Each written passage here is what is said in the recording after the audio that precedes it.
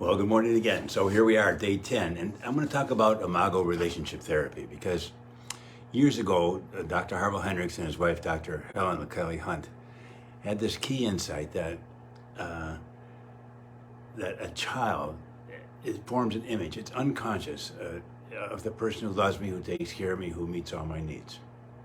And obviously that imprint or that image, Imago is a Latin word for image, is made up of the primary caretakers, whoever takes care of the child as a youngster. And inevitably, though, that image or that imprint will have both positive and negative traits because your parents weren't perfect, you're not perfect, I'm not perfect. So inevitably, that imprint has both positive and negative. And then their key insight was that don't be surprised that that has an influence on mate selection.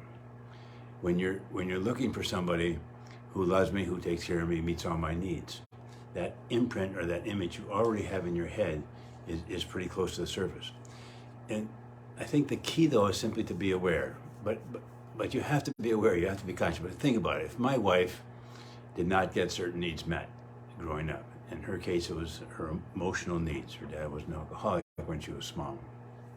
And then she marries me, who for other reasons but can't meet those emotional needs either because of my upbringing. It looks like a no-win situation. So the key is to become conscious, to become aware. But think about it. As I stretch to meet her very legitimate feeling needs, emotional needs, I really heal a part of myself as well that was stunted growing up. So it really is a win-win, but you have to be conscious, you have to be aware.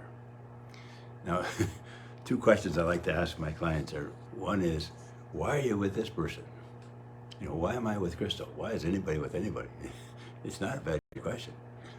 Most guys would have met other girls growing up, and most women would have met other guys. So why the two of you? It's not a bad question. But here's the second question. Can you remember when you first met your partner? Everybody can. Everybody I ask that question to can. I can't remember what I did yesterday, but I can remember 50 years ago when I met Crystal. So what's going on? And I think unconsciously we recognize something that's familiar. I can't prove it, but I see it every day in the office. So you're with the right person, but you have to be aware, you have to be conscious. So the tip for the day, the 10th day of Christmas is, don't be surprised if a need that didn't get met well growing up gets triggered in the relationship. And then what my encouragement would be to make an appointment with your partner and talk about it.